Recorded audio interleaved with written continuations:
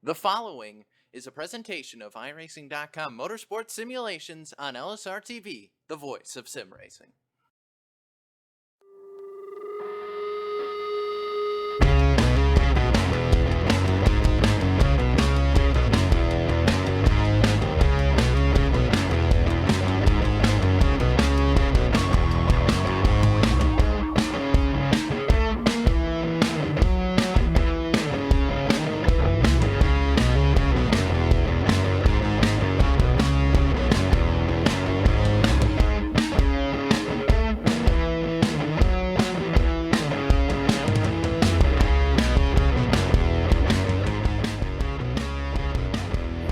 Good evening, sim racing fans, and welcome to the World Center of Racing in lovely Daytona Beach, Florida.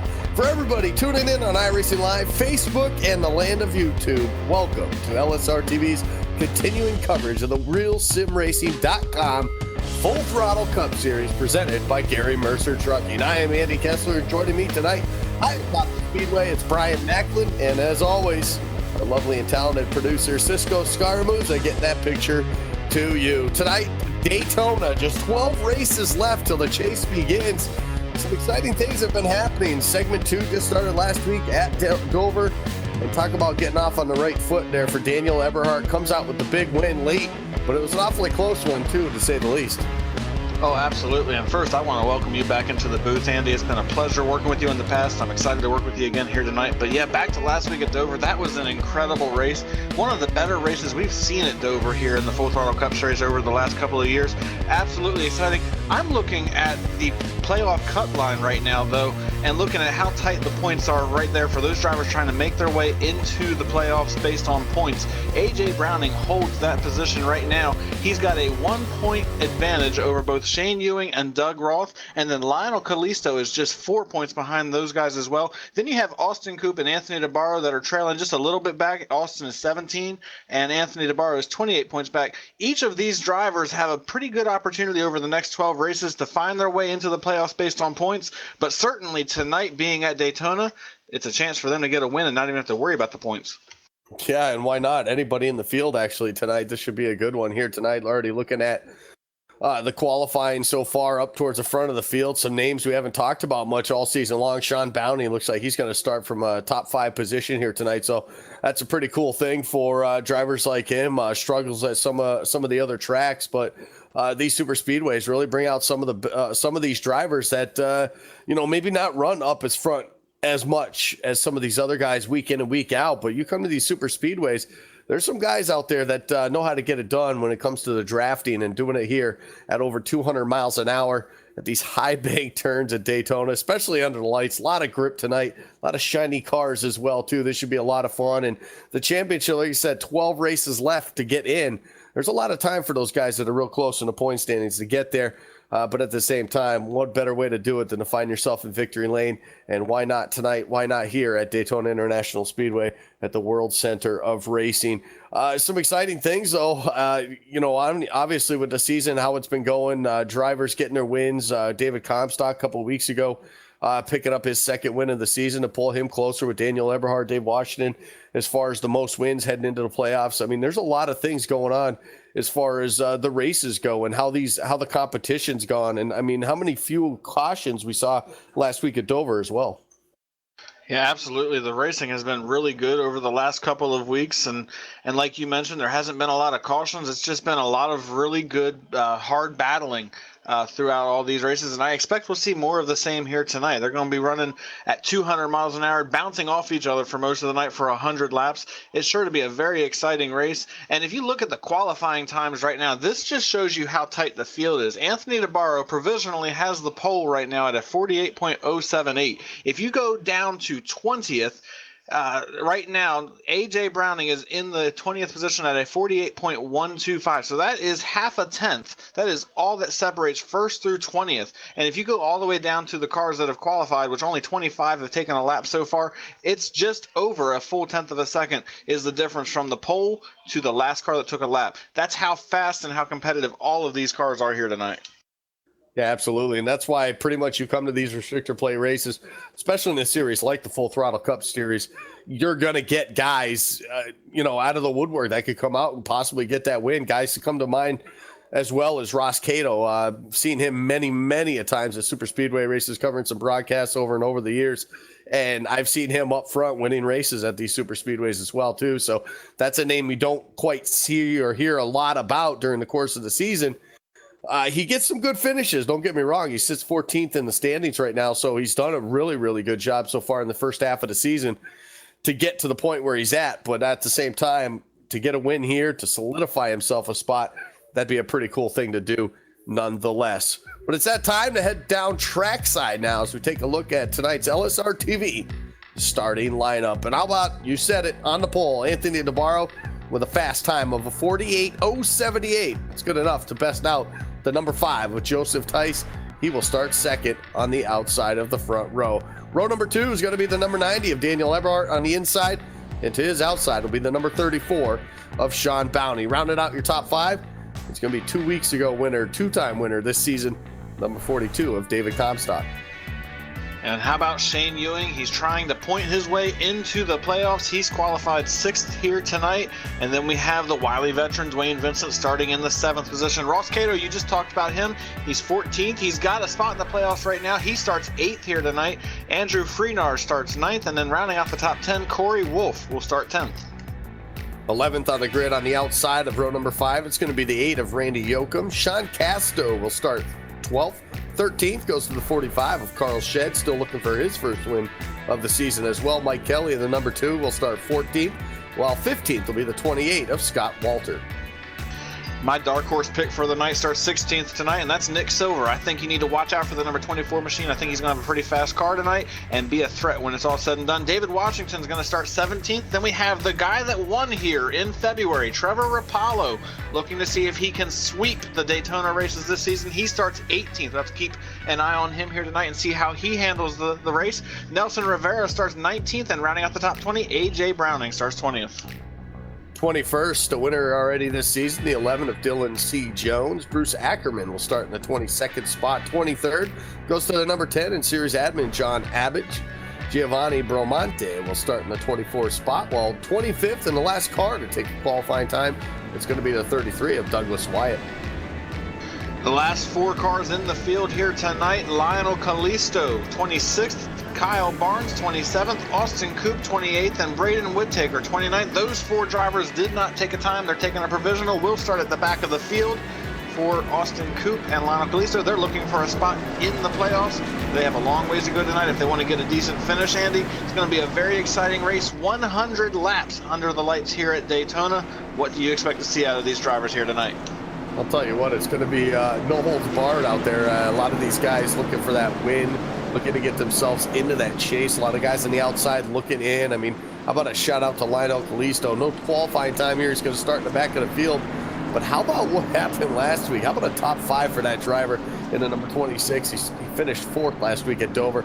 Quite an exceptional feat. That's a really, really tough track to get it done, and he did just that last week, 1 week ago, in the top 5 finish. So the field getting set, double filed, rolling down the backstretch as we get set to get this thing underway here tonight. 250 miles, 100 laps scheduled distance for these drivers of the Full Throttle Cup Series. And wow, what an awesome looking field it is right there. The paint schemes are out, they're bright, they're flashy, the lights are all on these guys. This is the time to show it. Prime time Monday night as we get set to embark on a long race, but a one that is definitely worth it all when it comes down to the end. The pace car going to look to the safety of pit road. It does just that, and the green flag will wave on Daytona. Anthony DeBarro, a pretty good jump. He's actually going to clear the 5 here before the start-finish line. It's going to be the rest of the field now to decide where they stack up here, as Anthony DeBarro will lead the way into turn number 1. And any other track, getting out to an advantage like that would be absolutely incredible if you're Anthony DeBarro. But here at Daytona, once this field gets wound up and they get closed back in on the back bumper, as you see Eberhardt do right here, you become at a major disadvantage. Eberhardt easily could have pulled outside of line and tried to make the move on him to take the race lead. He's going to stay behind DeBarro for the time being, though. And Andy Kessler, these two have had a little bit of history, not only this season, but in the last couple of seasons. It's going to be very interesting to see what happens with them running bumper to bumper here as they work through 3 and 4 for the first time tonight. You see that number 5 machine now of Joseph Tice trying to work his way up. He's got a big push from Sean Bounty, and they're trying to make that outside line work in a hurry. But Anthony DeBarro will lead lap number 1 here at Daytona. Yeah, a lot of history, but this is definitely not the place you want to take out your aggressions from previous races, especially something that might have happened at a short track. You don't want to do it here. A wad up to the front could damage a lot of cars and put them out of tonight's contention. The bottom line, though, the place to be, as it is as usual, and it's working to the advantage right now as Eberhard pulls out and clears the number 5 of Joseph Tice. Now it's side-by-side action for third with David Comstock down to the inside. He's got the hero, or the wily veteran, I should say, right behind him. Dwayne Vincent, that number 13 machine with Andrew Freenage right behind him as well. So the top lane, just 3 cars. You got to do it in numbers. They don't have the numbers as of yet as Comstock looks to the top side. He's got a choice to make, though. Hurry as Dwayne Vincent now pulls up back up to his bumper. The way these Cup cars work, in order to get that outside line wound up, you have to have a group of cars up there. You cannot do it with just 3 or 4 cars like we see them trying to do right now. You're going to need 6, 7, maybe 8 cars in order to make it work. And now we see David Comstock. He pulls up in front of Joseph Tice and is going to try to take advantage of the momentum that Tice has to try to push him around Daniel Eberhard and try to challenge DeBarro for the race lead. As they get to turn 3, though, he stalls out that little bit of momentum he had, and he is still trying to fight with Daniel Eberhard. Joseph Tice, though, stays right on the back bumper of him, giving him about a half a car length or so of a gap, just trying to give him a little bit of room so that he can work his way around on the outside line and try to make something happen. It's not working, though, now as you see Dwayne Vincent is starting to make his way to the front as he is going to work to the inside of Comstock, and the outside line begins to fade here as they head into 1. Yeah, it's going to fade all because of 34, Sean Bounty. No help behind him from the 32. Right now of Shane Ewing to be able to get him up to that front group right now. That separation is really killing the momentum for the 42 and the 5 right now as they continue to try to side draft down this long back straightaway right now. It's 9 degrees of banking, I should say, down the back straightaway. Not a whole lot of banking down there on that back straightaway. That's why you see a lot of cars get loose when they start touching each other. That's why you see a lot of accidents on that back straightaway at times at this racetrack. Top line, though, they're going to start to get a little bit of momentum. They're using that side draft actually pretty well, able to stay up in that top 3, top 5 area right now as the 42 and the 5, Joseph Tice right now continues to do that. Sean Bounty just behind him starts to get some help, though. Here comes the 32 of Shane Ewing. He's got some help. He's got the 2 of Mike Kelly. He's also got the 12 of Ross Cato now working his way up there, Cato's down on the inside. You get the I don't even know what number that is. It's hard to 16, maybe a Corey Wolf there on the outside. Interesting number pick there. We can't really quite make that one out, but the top side starting to gain the momentum now off turn 4.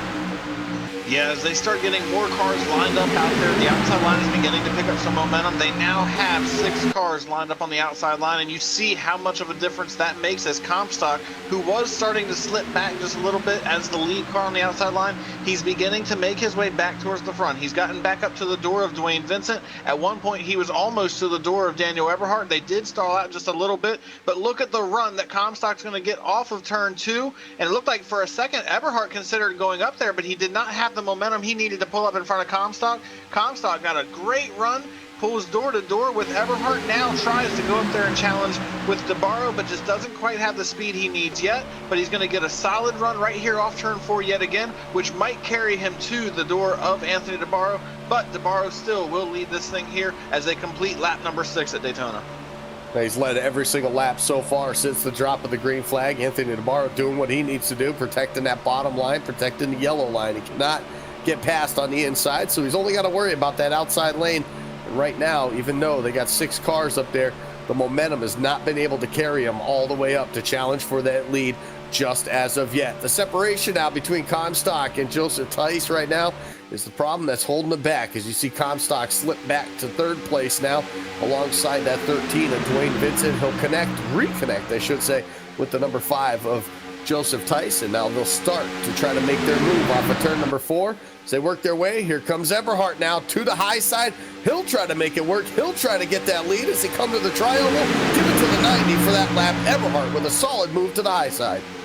Eberhardt took the race lead. He's controlling the outside line. As soon as he gets clear of DeBarro, he goes right to the bottom of the racetrack and takes control of this race here on lap number 8. He left Comstock hanging and went back to the bottom of the racetrack because he knew that's where the fastest way around the track was at this moment. He got a big push from Comstock. He took advantage of the momentum that he saw Comstock had, was able to use that to take the race lead, and then immediately went to the bottom of the racetrack. But Comstock now is trying to challenge for the race lead as he's got a pretty good run right here. And he pulls up to the right rear quarter panel of Eberhardt as they come off turn 4.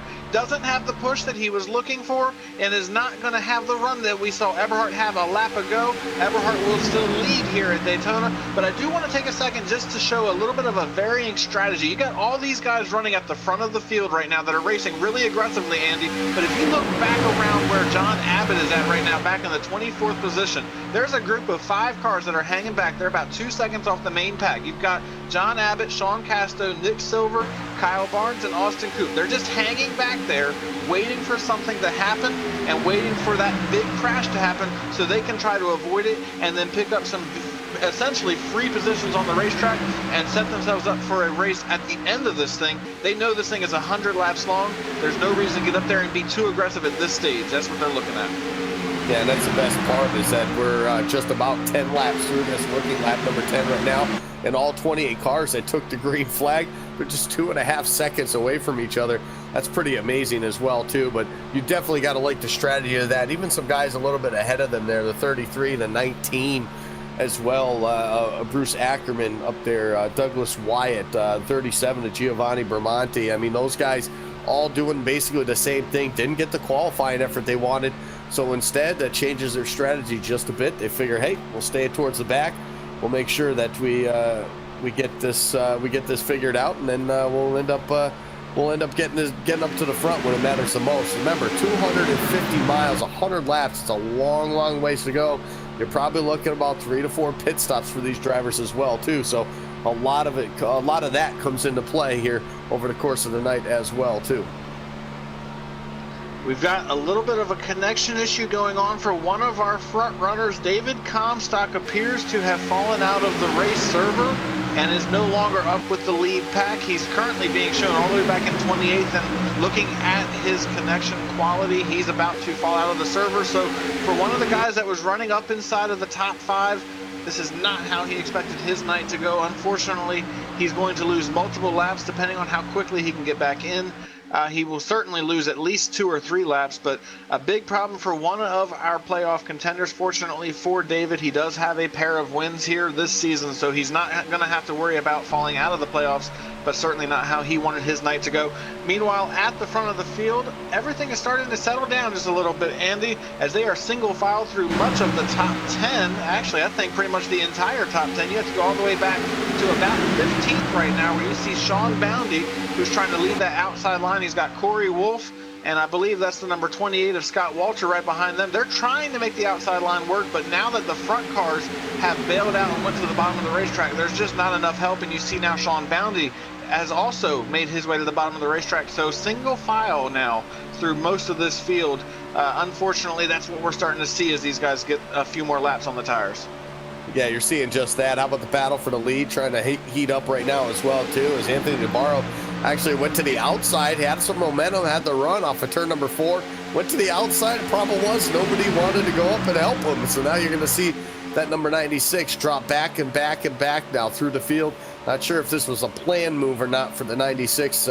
We know Anthony DeBarro typically likes to run up front, because when you run up front, typically you have the least amount of problems as well. Looks like a hole's going to open up right in front of Shane Ewing right there in the number 32. So DeBarro will get lucky right there, I think, fall back into the 6th spot here before any more, I guess, damage could be done with that move right there. So single file through the top 5-6 drivers right now. Sean Bounty has made his way back up there to be side by side with the 32 of Shane Ewing. That's going to put him currently in the 8th spot, while he's got a couple drivers behind him as well, who we basically found all the way back there around 15th to 20th. Found those drivers had been running up on that outside lane since the beginning.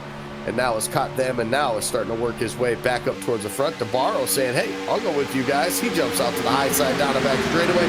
He'll work to make some noise now as he heads back up towards the front in turn 3. Yeah, DeBarro decided to jump back out to the outside line and take advantage of that momentum that is beginning to be built up by the outside line. He's going to work his way around the number 12 machine of Ross Cato and is going to try to carry that speed. Freenars now jumps up in front of him. So does Joseph Tice, but DeBarro thinks he's not going to take that. He goes around him on the outside line, forces those drivers back to the inside, and continues to lead the outside line now as they head to turn 1.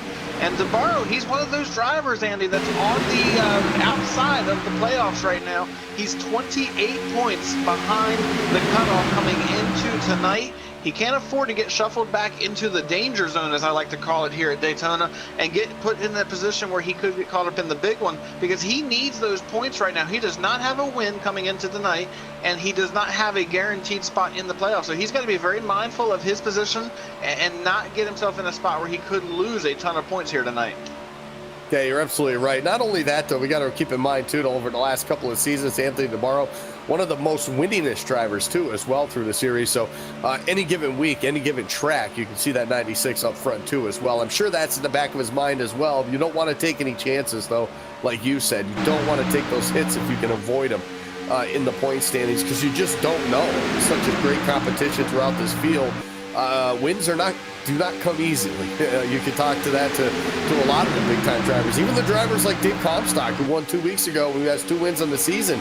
When he talked to him at Victory Lane, you hear from him, man, these races are tough to win, and at any given night, there's probably 10 to 15 guys that could get the job done to get the win. So you really earn your spots when you get these wins in the Full Throttle Cup Series. So Anthony DeBarro not banking on a win, but definitely wants to stay up towards the front, get those points. He gets right on the back bumper now. 4th place running Ross Cato as they work their way back into turn number 1.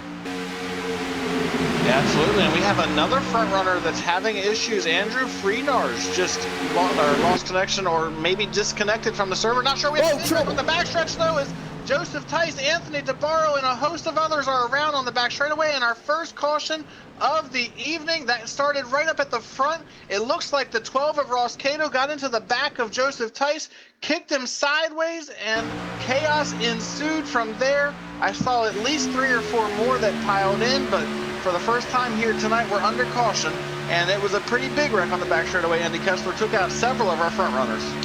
Oh, it absolutely did. Guys we talked about that needed good runs there, too, as well. It looks like Giovanni Bramante was involved in that. Ross Cato was involved. The 52 was involved. There's probably about 8 to 10 cars involved in that wreck right there, and that's what happens when it comes up to the front. But it all started a huge run coming off the corner. The 96 was on the back bumper of Ross Cato. Just gave him such a huge push coming off the corner, and just I think the closing rate speed to the 5 was just so quick, and he must not have been ready or something right there, Joseph Tice, but got in the back bumper of him, around he went, and then from there was nothing more he could do. And the cars, a lot of them doing a great job. The 45 of Carl Shed, Dave Washington got around through that with minimal damage, if any. So, I mean, a lot of guys got through that. Some good players up towards the front of the field, but some heavy damage to some of our front runners who have been up there all night long. Yeah, absolutely. I just counted out 7 cars that got damage involved in that wreck, including, of course, Joseph Tice, Ross Cato. I saw Randy Yoakum got a little bit. Anthony DeBarro got a piece. AJ Browning, who was in one of the playoff spots. I believe he had the cutoff spot coming into tonight. He was caught up in that as well. It looked like the number 16 machine might have got a little piece of that, Corey Wolf. So several drivers, including a couple of our playoff contenders or playoff hopefuls, involved in this one as well. It's going to be very interesting to see how bad a couple of these drivers are. It looks like Joseph Tice tonight is pretty much over. AJ Browning has some pretty severe front end damage. Anthony DeBarro, I don't think he's too bad off, Andy. He might have just a little bit of damage on that car, but for the most part, I think he just made an evasive move that kicked him sideways, but I don't necessarily think he's got a whole lot of damage, if any, on that car. He looks pretty solid. Yeah, I think he got real lucky when he got spun around. A lot of drivers were able to get around him, so we'll see what type of speed that car still has left in him. His pit stops are down and away. Everybody came down pit road to get tires and fuel. Looks like Dave Washington at number 98, possibly 2 tires for that car as he comes out first off of pit road, followed by the 97 of Lionel Kalisto. It is going to bring us to our first break as well, too, though. And keep it right here. You're watching the Full Throttle Cup Series right here on LSRTV, the voice of sim racing.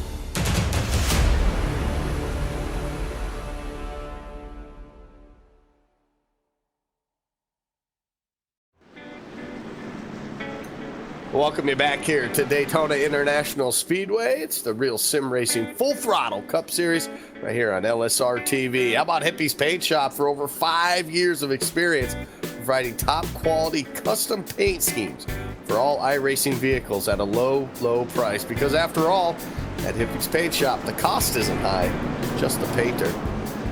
Well, Brian, we saw an interesting, basically first quarter of this race here. As we got 80 laps to go. The cars work under the caution flag here for the first time tonight. Problems up towards the front of the field. Looks like just a good push off the corner from Anthony DeBarro into Ross Cato. Got him into the back of Joseph Tice. Just couldn't hang on to it. Around he goes. 7-8 cars involved with that one. Some heavy damage for some. Guys like Carl Shed.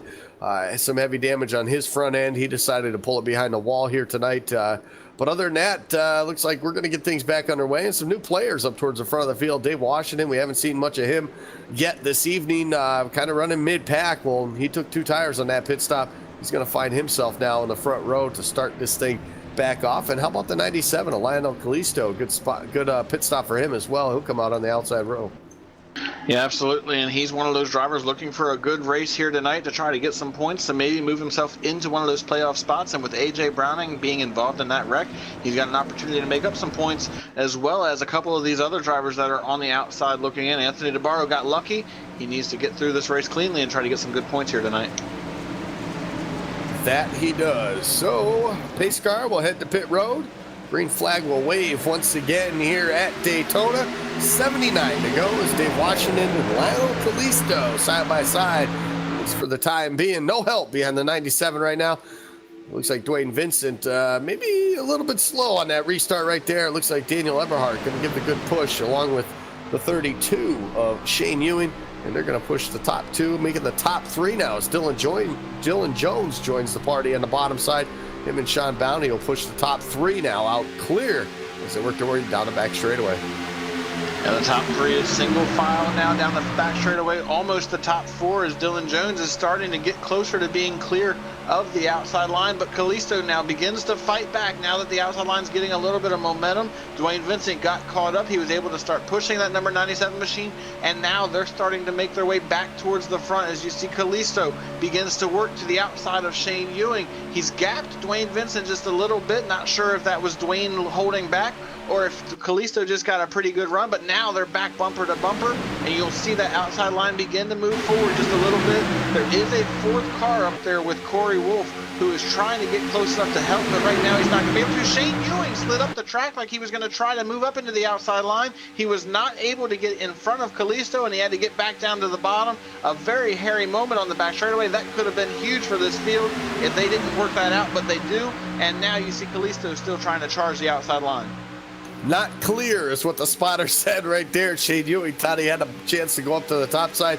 Good thing he chose better of it. Comes back down to the inside. He'll join back in with that bottom lane and basically be the meat of the sandwich now between some aegis drivers there. Dave Washington up towards the front, leading this field right now. You got Dylan Jones just behind Shane Ewing here, trying to keep those four cars on the bottom side with the momentum. The two of Mike Kelly doing a good job staying with Dwayne Vincent. As you see Shane Ewing now jump to the outside. That's going to help that outside lane now. As you see the big gap between the 90 and the 11, that's what kills the momentum here. It's going to take a little bit from the catch back up as Sean Bounty now gets back to the back bumper of that number 11 of Dylan Jones. The top side, though, they'll run side by side now for the race lead as they work their way off turn 4. Shane Ewing's going to carry that momentum and try to take the race lead as they come to the tri-oval, but David Washington's going to be able to maintain the race lead.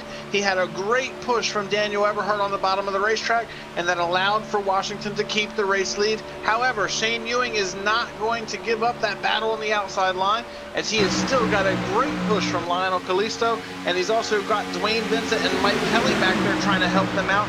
And then you've got the number 33 of Douglas Wyatt, who's also trying to give them a little bit of drafting assistance. You can get a little bit closer, you'll see that line pick up a little bit more momentum and start to move forward. And Andy, I was curious to see what was going to happen after having that wreck at the front of the field. I almost believe that these drivers might be a little bit more calm for a couple of laps here, but that has not been the case at all. They have gotten out here and immediately went to double file racing, trying to sort things out and see if somebody can take the race lead. Not what I was expecting to see out of these drivers after having a wreck right at the front of the field. Yeah, they're racers, man. They want to get up there to the front as quick as possible and maybe avoid what could be the next big one down. So they work their way around lap traffic. Ross Cato in the number 12, who was involved in that accident. You see them fly right by him 3 wide for just a moment. Not going to be a problem as they work their way back to turn number 3. Let's talk about some of those guys. You're starting to see some bigger numbers of where they started. Guys moving their way towards the top 10 right now. Bruce Ackerman in the number 19.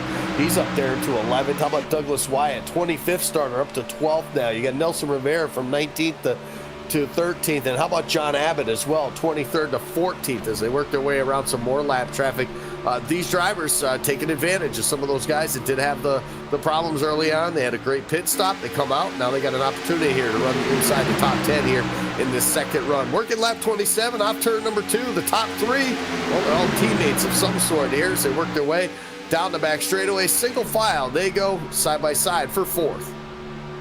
Yeah, absolutely. Shane Ewing still trying to make the outside line work, but it is beginning to fade. The help that he had has begun to drop to the bottom of the racetrack as we saw a couple of those guys back out. Dwayne Vincent, who was right on the back bumper of Lionel Kalisto just about a lap ago, he's got a gap of about 2 car lengths between them right now, and that has killed the momentum on the outside line as Shane Ewing went from battling for the 2nd position to battling back around the 5th or 6th position right now as he is side by side with, I believe that's the number 28 machine on the bottom of the racetrack of Scott Walker, who is currently being shown in 7th, and now Scott gets clear to the outside. He's going to jump to the outside line to try to provide some help to maybe carry that line back towards the front. However, without a few more cars, it's going to be very difficult for these guys to make it happen. And how about our February Daytona winner, Trevor Rapallo? He has all of a sudden appeared at the front of the field. He's up inside the top 5. Shouldn't really be a surprise. He did win here back in February, but he hasn't really been somebody we've talked about yet up to this point, Andy, and all of a sudden he's starting to make his voice heard. Yeah, you're absolutely right. Started 18th. He's up to 5th right now currently on the racetrack. So Trevor Rapallo, definitely a great job so far. The 28 as well as Scott Walter started 15th up to 6th now, trying to make some noise on the outside. Just 3 cars though on that outside lane is going to make it tough, but they're hanging tough, I'll tell you that, with that side draft through the corner right there. It's allowing them to stay honest, at least with those guys as they work their way down the back straightaway. They'll gain up at least even now with the top 5 with that number 9 machine, but start to stall out when they get into the corner. But you can see how close they'll run in the corner. That side draft's what's going to help them and allow them to keep some of that momentum up, and it's actually going to carry them this time off turn number 4 as the bottom side gets jumbled up just a bit. Maybe a small checkup out of the 19 there. That's going to kick the 13 of Dwayne Vincent back just a bit there, which will kill their momentum. And now they're working and maybe trying to get up to the top 3 here as the 28 of Scott Walter. He wants more through turns 1 and 2. The hard part for some of these drivers is going to be racing against teammates, because as super speedway racing, teammates are the best thing you can have. And if you look at the front of the field, the top 3 are all teammates. And then if you look back a little bit further, you've got Trevor Rapallo in the number 9, and then you also have in the number 19 machine, Bruce Ackerman. They're all in some way, shape, or form part of the Aegis PowerTech teams, and they are going to work together and stick together all night long. So if you're the other drivers in this field, you have to find some friends and be able to get teamed up to go against these drivers. And it's going to be very difficult because you're not going to see the Aegis and PowerTech drivers work against each other. They're going to stick together all night long. And now we see Shane Ewing. He's going to slide up the track and allow Lionel Kalisto to get underneath of him. That kills the outside line and leaves Scott Walter, out there pretty much by himself with no help. Which allows, again, the Aegis PowerTech drivers to just control this line. So it's going to be a very uphill battle for these guys if they're going to be able to challenge them and be able to take away their dominance that we're seeing them have so far here tonight. Yeah, you're absolutely right. Looks like the 32 of Shane Ewing maybe got a little tight. Push up the racetrack, caught some 3 wide action there. Lionel Kalisto was able to drop to the bottom. Look at that pushing going on down in the bottom lane. You got Giovanni Bramante there, almost forcing his way to the inside of the 96 of DeBarro right there for a moment, but DeBarro able to keep that momentum up, maybe a little bit off the throttle there for the number 37, but I'll tell you what, for Gio, that was an awful close call right there. Gives a good shot going down the back straightaway. Here's the outside lane. How about that? Picking up some cars and picking up some momentum. Shane Ewing leading the way, and they're starting to pick them off now through 3 and 4. Yeah, how about Shane Ewing? He got some help, and now they're starting to work their way back up to Scott Walter. And how about Scott Walter with no help? He has been using strictly the side draft, and he has been able to stay up battling with the top 3 cars. And now Eberhardt pulls to the outside line. He's going to try to take control of the race lead, and he's going to get a big run to get around his teammate David Washington. Washington has help coming, but he doesn't have it right now. And off turn 2, you see Eberhardt to the point with a great shove from behind, and he's going to bring Scott Walter and Shane Ewing with him. That's going to split the Aegis cars up and allow them to get down in between those drivers, which could be a big difference maker for the rest of this field. As now, how about Scott Walter? I'm really impressed with this kid right here, Andy, because he held on the outside line with no help, side drafted the bottom line, waited for help to get back to him, and now he sits in second on the bottom of the racetrack. Absolutely incredible for Scott Walter to be able to hang on like that. That's a great job of patience is what that is right there. Knowing you didn't have any help. Help was coming. They may have been 10, 15 car lengths back, but you knew they were coming. Did your very best to just stay up somewhere around that top 5. And when that outside lane came, you were in the prime position right there. Give a big shot to that 90th Daniel Eberhardt. You find yourself now in that second spot along with the 32 of Shane Ewing now in 3rd on that inside lane. But how about it up front though? How about the 15 and the 6 working together in those LSRTV cars? Doing a great job right there for Barnes. How about that? 27th, no qualifying time, up to 4th right now, and he wants more too, as well as Walter now peeks to the outside. They're going to make their move into turn number 1 on around Eberhardt. And Scott Walter once again uses that patience, waits for the right opportunity, and now he goes to the point. He takes the race lead and immediately goes to the bottom of the racetrack, leaves the 15 of Kyle Barnes hanging, and goes to the bottom, takes control of this race, but has a little bit of a gap over both lines, and as they catch up, it's going to be interesting to see if he checks up the inside line, and it looks like he does just a little bit, which allows for Barnes now to try to challenge for the race lead as they head through 3 and 4. However, the momentum stalls out for the outside line, and they start to slip back just a little bit. But how about Austin Coop having a pretty solid night? He's on the outside looking in, coming in tonight for the playoffs. He's 17 points back coming in. And Andy, with the problems we saw AJ Browning and Ross Cato have, this is an opportunity for a driver like him who had a little bit of a gap to these guys to try to close that gap a little bit. If he can get a solid run, he's up inside the top 10 right now. He's being shown in the 6th position. If he can hang on and get a good finish tonight, that would certainly help his chances to try to get a playoff spot before this thing is all said and done. Yeah, you're absolutely right. You mentioned teammates and how important they are. Well, how about it for Tyler Barnes coming into the fold here and to help out that number 6 machine, who basically had no teammates all season long up until now. What a prime time to come in and join that group right there and to help out the number 6 of Austin Coop. Now gets him up towards the front. A couple lap down machines. These guys will have to make their way around through the tri-oval here. No problem at all as Eberhard peeks to the outside all by himself. Huge gap back to the 15. We'll pull up side by side now with Walters. They work their way through 1 and 2.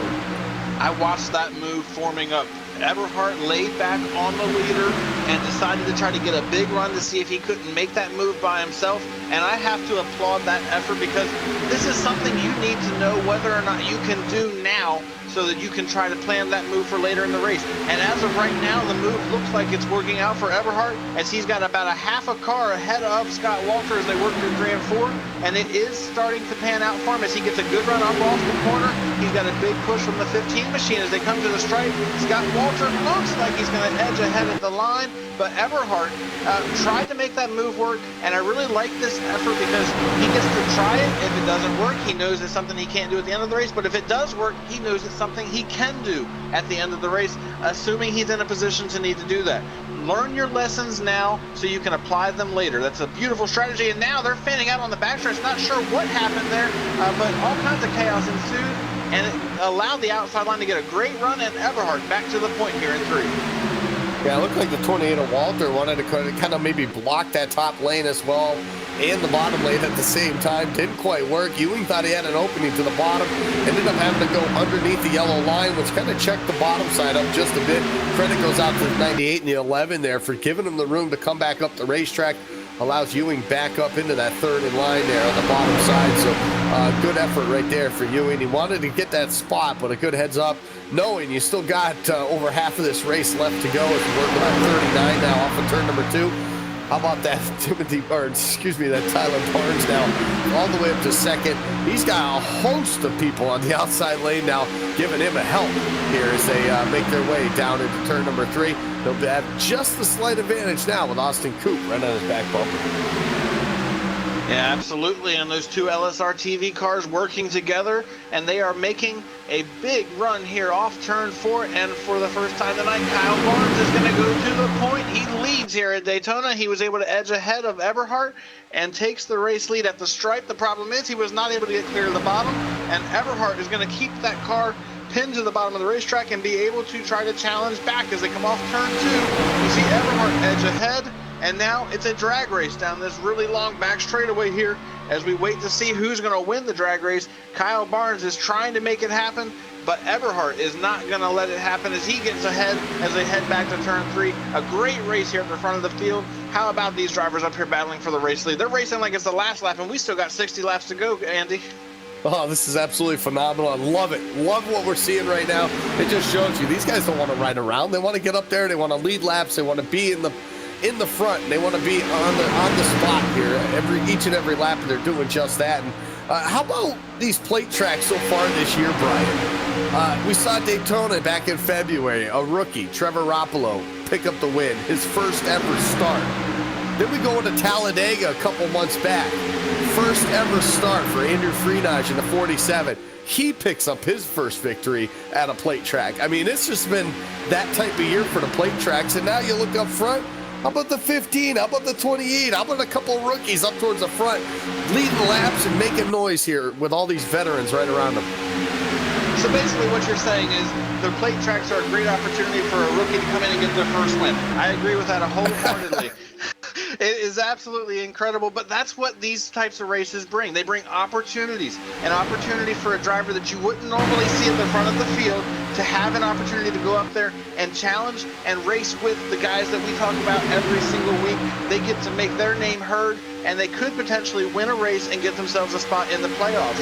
For a guy like Austin Coop, who's sitting on the outside looking in, if he wins here tonight, it doesn't matter what happens over the next 11 weeks. He's got a spot in the playoffs. Same thing for a couple of these other drivers back there, Lionel Kalisto, Bruce Ackerman. There's a host of names back there that if they can get up there and challenge for a win and get one, they could actually really solidify themselves in this series. So this is a great opportunity for all of these drivers here tonight. And we now see one of our veterans, one of the drivers that's won quite a few times here tonight, David Washington, trying to challenge for the race lead. He moved up in front of that 15 machine and got a great run through the middle of the corner. He's trying to clear his teammate off turn 2. He's got the momentum. I'm not sure if he's going to get clear. He lost the draft help, but he does get to the bottom and takes the race lead here on the back straightaway. David Washington to the point here. So another good job by the 98. Basically came out of nowhere, about 5th or 6th spot, I think he was, but that top side backed up enough to him. He was able to jump to the outside and get back up to the front, where the 90 of Daniel Eberhardt pushing him on his rear bumper here in this one. This is absolutely phenomenal race that we've seen here at Daytona as we're getting closer and closer to that halfway point. One caution flag has plagued us. It happened way back on, I believe it was lap 18 or so of this one here. So tons of time for these guys. Time goes by slow at these restricted play races. And I'll tell you what, without a caution to kind of break things up, take a breath, figure things out, it makes for what could seem a long, long night for some of these guys trying to figure this out. But hey, this is what keeps it interesting, keeps it fun, keeps them on their toes too, is trying to do what they're doing and make these positions happen. You can see the 6 of Austin Coop had an opportunity to go to the bottom, does just that, gets some help from the 9 now, Trevor Roppolo. He'll try to get back up there, get back up to the top side, help out his teammate there in the 15, Tyler Barnes. So they'll try to get this, Kyle Barnes. I keep messing that up here. Kyle Barnes in the number 15 to get him up to the front. You can see that everybody just leaving that 28 of Walter out to dry on the high side for now. Top 7 now, single files. They worked their way down the backstretch. Yeah, absolutely. And finally, Scott Walter looks like he's going to be able to get to the bottom of the racetrack, or he was, but Sean Boundy closed that door and keeps the 28 out there. So for at least a couple more positions, the 28 of Scott Walter is going to drop back. He had a shot to get in front of Dwayne Vincent, but Dwayne also closed that door. So it looks like now Scott is just looking for some help on the outside line.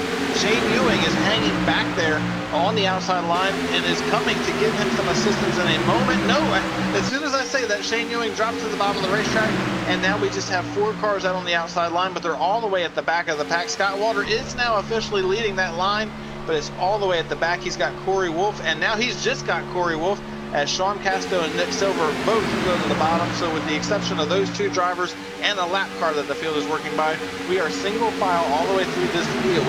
And I'm not surprised at this, Andy Kessler, because you mentioned about how difficult this can become for the drivers running lap after lap after lap without a caution. Restrictor plate racing is some of the most mentally stressful racing you will ever do, because there are so many different things going on. First of all, you're doing almost 200 miles an hour all the time around the racetrack. The next thing, you're running just a couple of inches off of your competitors all the way around the racetrack. It is almost impossible to do this lap after lap after lap without needing a break, where you get single file and you just kind of calm down for a couple of minutes. And I think that's the point where we have hit with these drivers, where they just need to take a break mentally and kind of get themselves situated for the end of the race. We're about to approach the halfway point. They still have a long ways to go before they really have to start racing hard for the race lead. How about nobody told Lionel Kalisto about taking a break? He jumps to the outside. He brings a couple cars with him as well as he works his way in through 3 and 4. Now outside of Daniel Eberhardt. He's got the 15 right now on his back bumper. He's got Barnes trying to give him the push. He's got Austin Coop there as well. Kalisto, he'll pull up to the door now. If Dave Washington for the race lead, he's actually going to pull up even with him now as they enter turn number 1. So great job on that outside lane. Those guys starting to separate themselves though from that second pack. You look down and through here now, you only got about 7, 8 drivers there, and then you got a huge gap back to the 19 of Ackerman. That's not what those guys want, because typically you don't want to lose the draft like this, and there's still roughly, probably, I'm guessing, about 10 to 15 laps for these drivers till they have to go back into the pit stalls to get fuel. Obviously, tires, you'll see a lot of guys take 2 tires on that pit stop, on a green flag pit stop. But fuel, about 10 to 15 laps for these drivers, so still a long way to go until we get to that pit stop. Yeah, absolutely. Everybody came to pit road on lap 19. A couple of drivers at the back did top off before we went back green on lap number 22. The fuel window for these guys here at Daytona is anywhere from 40 to 44 laps. So that puts you right around lap 60 when these guys are going to have to come back to pit road between 60 and 65.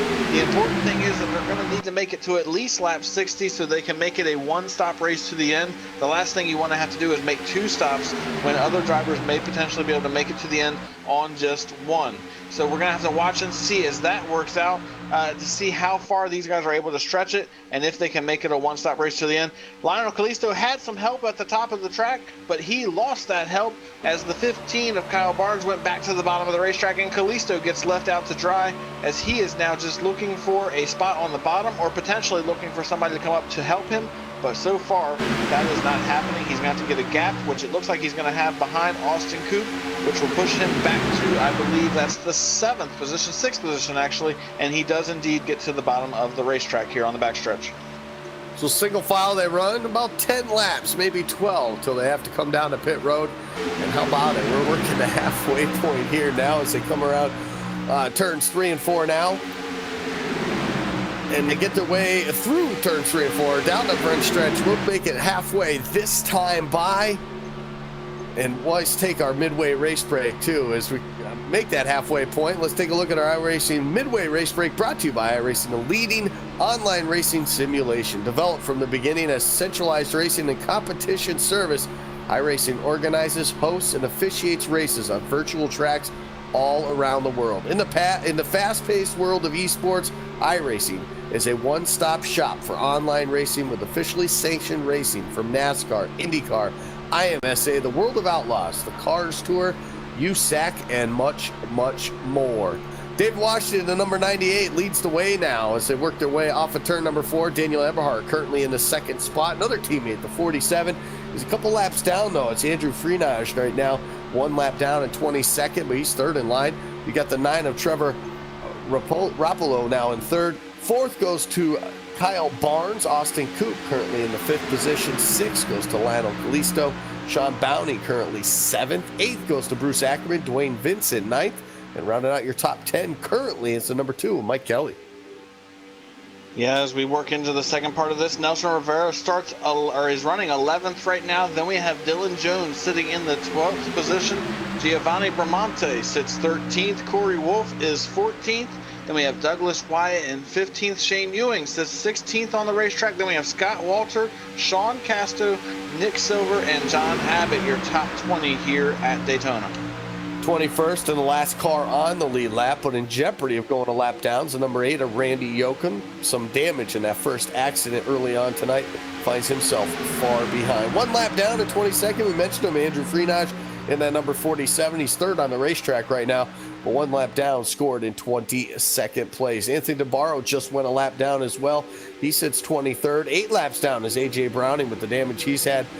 He suffered here tonight. He's 24th. 25th right now is Ross Cato, also involved in that first accident back on lap number 18. You got David Comstock, who had some connection issues. He's 28 laps down in 26th. Carl Shedd, who pulled it behind the wall after that first accident, sits 27th, 33 laps down. And Joseph Tice, also involved in that first accident. He is 35 laps down now in the 28th spot.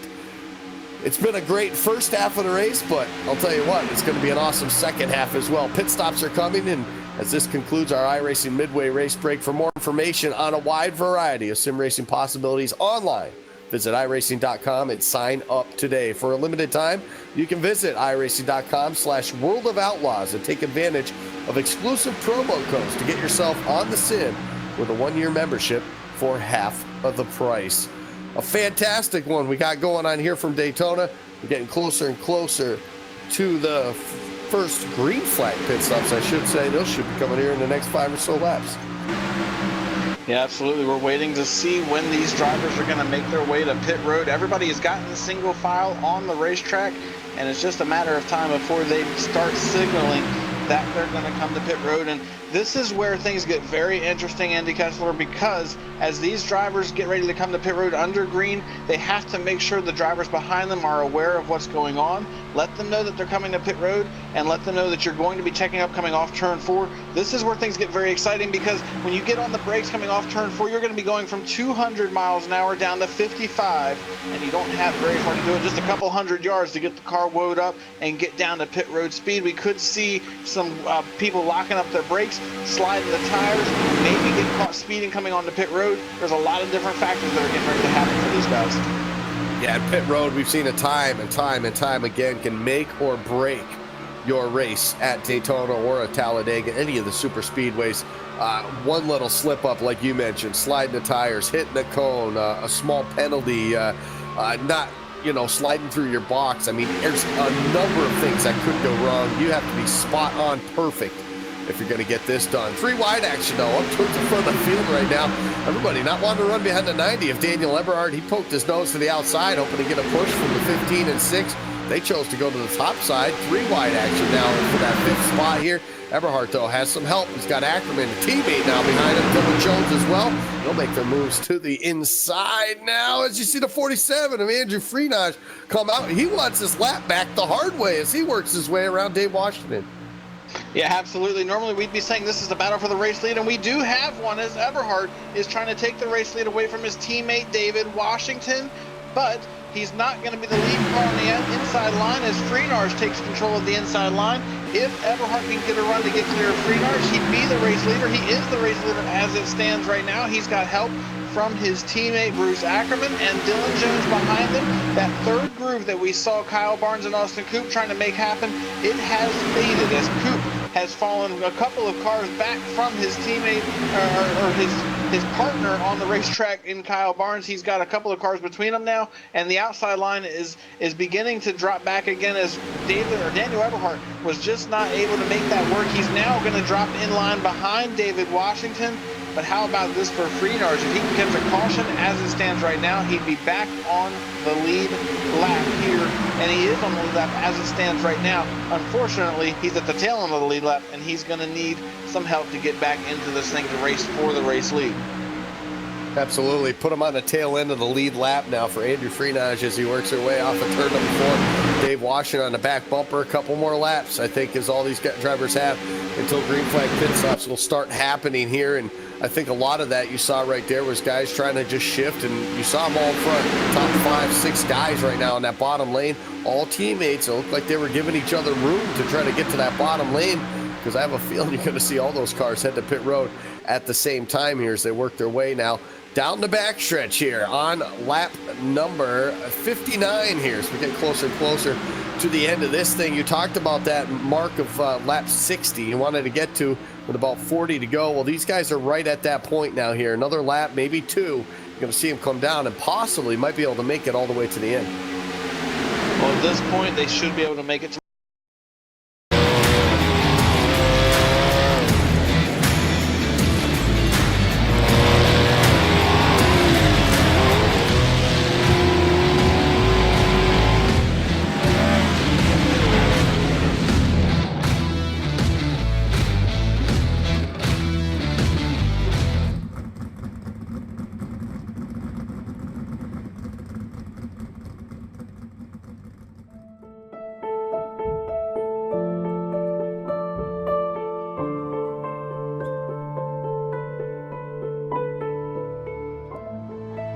When I sat in the car, you always wonder what's it going to feel like. It was my first time driving a mid-engine GT car.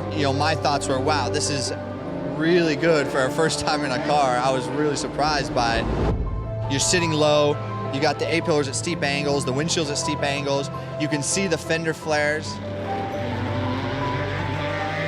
I think we have a chance to win. Everything's got to go right, but I think we have a car that can win the race or be on the podium. But can you imagine how cool that would be to go back 50 years later to the year and do it?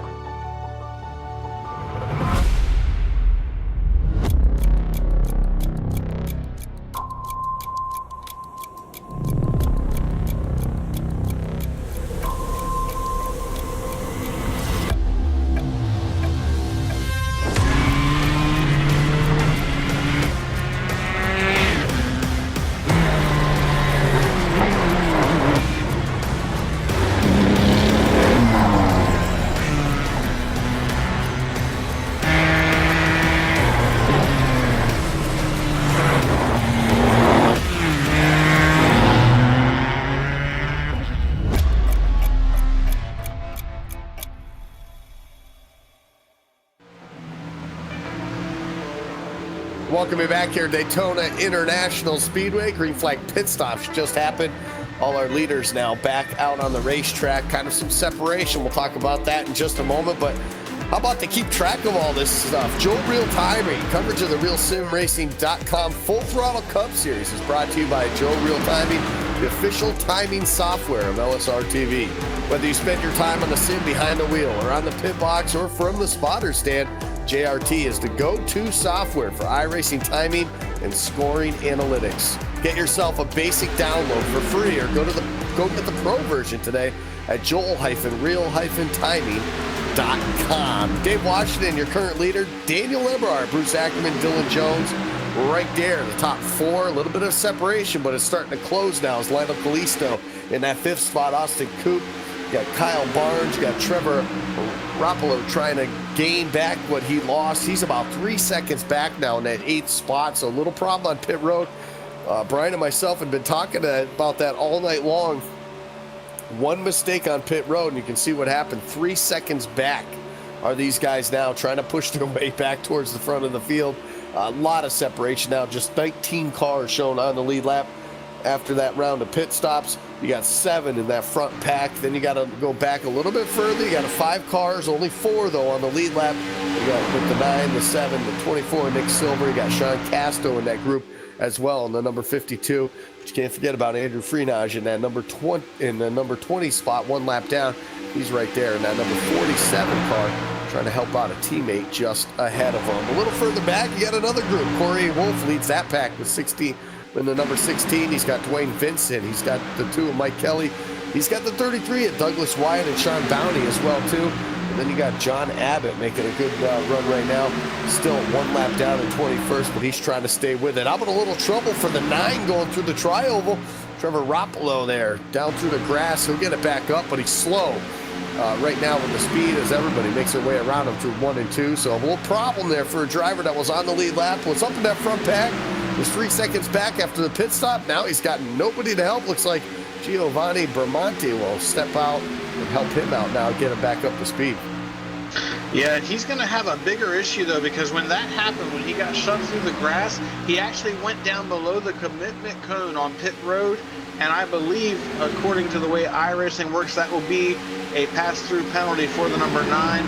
It should be an unsafe pit entry, I believe, is the penalty. Have to wait and see if that actually indeed does happen to him. I'm not sure if that'll happen, but my understanding is that it probably will. We'll just have to wait and see what happens there. But back to your point with how the pit stops worked out, we saw these guys at the front of the field that came in together. All the Aegis and PowerTech cars came to pit road as one unit, and they are the ones leading this race. The only 3 drivers that were able to keep pace with them as a result of those pit stops were Lionel Callisto, Austin Coop, and Kyle Barnes. They trail the outside of this pack here. They're the last 3 cars in the pack, as you have the 3 Aegis PowerTech cars at the front of the field. And it looks like the admins have decided to go ahead and clear that penalty for the number 9 machine of Trevor Rapolo, which is going to allow him to stay on the racetrack and not have to serve a penalty and keep him from having to come to pit road. He still had to serve a penalty of his own rights, though, Andy, as he is now 5.5 seconds back, and he's working with John Abbott and the number 37 of Giovanni Bramante, but he's still on the lead lap and doesn't have to give up that time on pit road. No, you're absolutely right. So still out on the racetrack for him. We're coming this time now to take 30 laps to go to complete lap number 70. Dave Washington still your current leader. 7 cars now up to the front of the field here. It doesn't look like much because from 8th on back, they haven't really gained any time since they've been able to get back up to each other's bumper and try to get some speed out of these cars. So it's going to be an awful lot. We'll look there. Maybe about a 10th they gained that last lap right there. So it's not... That's not a lot when you're talking about going 200 miles an hour. A 10th per lap, you're talking here about 30. They're going to take all of 30 laps to get back up to these guys if they even have that opportunity. So we'll see what that happens. Other than that, it's pretty much stay in a straight line. And you know, these guys, the top 7 right now, are hoping there isn't a caution.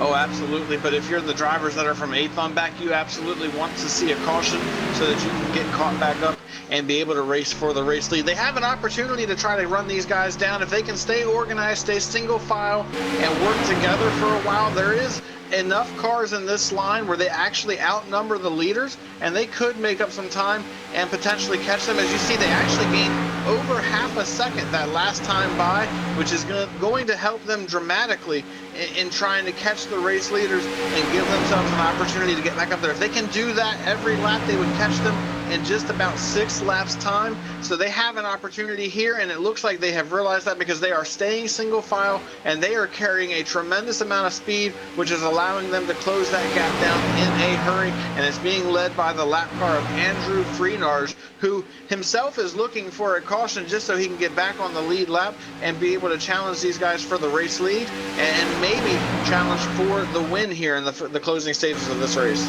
Yeah, and how frustrating must that be? No damage to your car, you're a lap down, but here you are running basically inside the top 10. We saw him before the pit stops running in the top 3, basically, even leading one of the lines for a little bit. That's got to be frustrating as a driver, knowing you got a car fast enough to do this. The problem is you're just not getting that lucky break. You're not getting that caution. You're not getting that opportunity to get back on the lead lap and work your way back up here to compete and to battle for the lead. But you got to be pretty happy with the performance of the vehicle nonetheless. Oh, absolutely. He knows he's got speed in that car.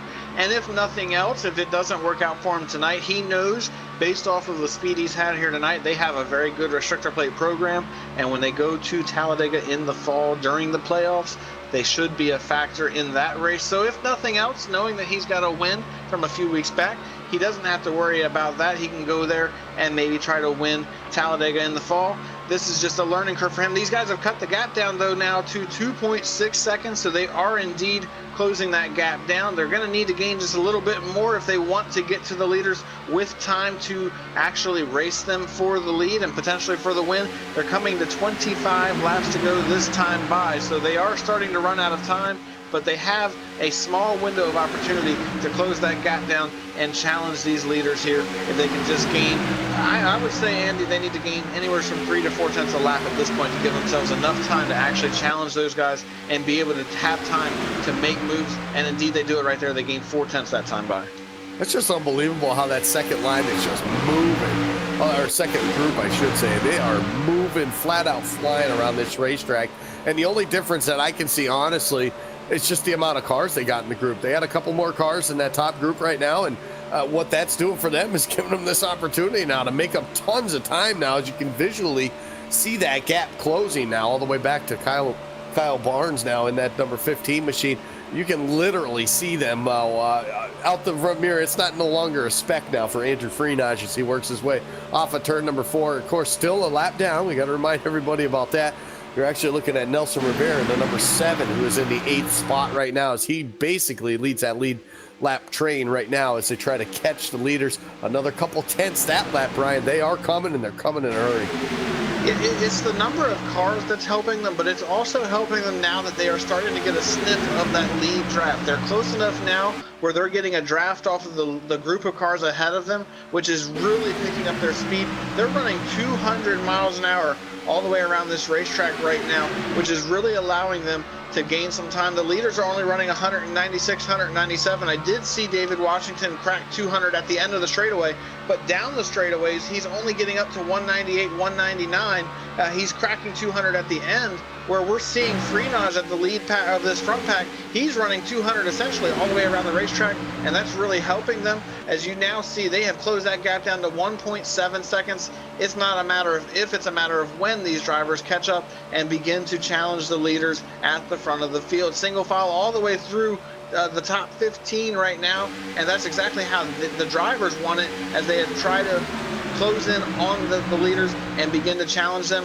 I imagine we might see Andy Kessler, Lionel Kalisto, Austin Coop, Kyle Barnes. They may try to take advantage of these cars catching them and try to jump up in front of them and time the run right to see if they can't try to challenge David Washington, Eberhardt, Ackerman, and Jones and try to take the lead away from those guys.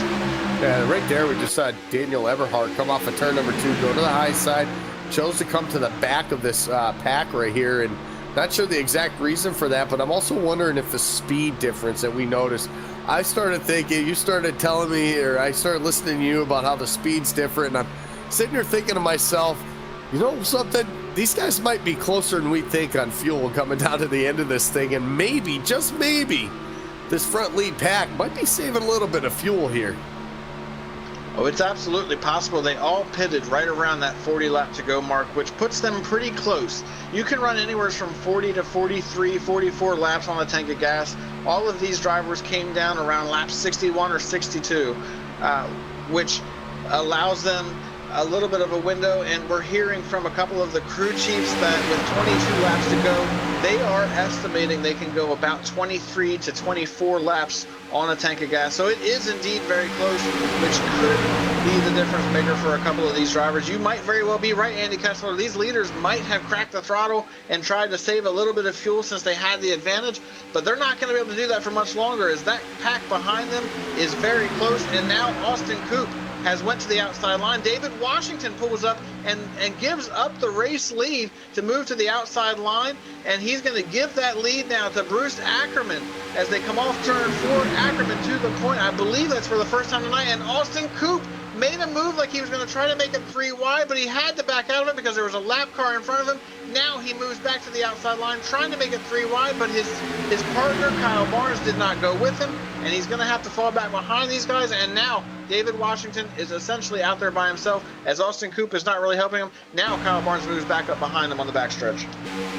And that second group has caught him. Andrew Freenage, a lap down, has led that pack, leading with Nelson Rivera, Nick Silver, Sean Castro, Corey Wolf, Dwayne Vincent, and Mike Kelly now up to this front group here. So they've finally got him. And now you're looking at a pack of about 13 cars, now 14 when you include the lap down machine, that are now in contention to pull this thing off here tonight. 20 to go as they cross the start-finish line.